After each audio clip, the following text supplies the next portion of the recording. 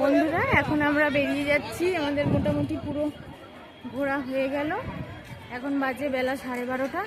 ওর বাবা বাইরে দাঁড়িয়ে রয়েছে, রিধা রেগে যাচ্ছে। রিধা বলছে আমি আরও ঘুরবো, কিন্তু এই গরমে রোদ উঠেছে আর ভালো লাগছে না।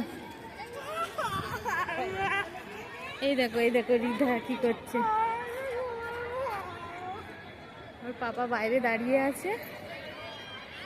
বেরিয়ে যাবো এবার আমরা। এই দেখো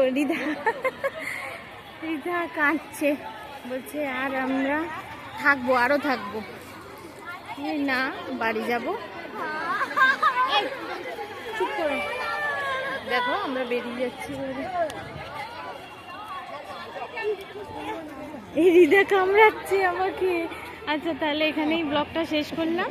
যদি ভালো লাগে একটা লাইক, কমেন্ট এবং একটা শেয়ার করে দিও, আর চ্যানেলটা সাবস্ক্রাইব করে দিও।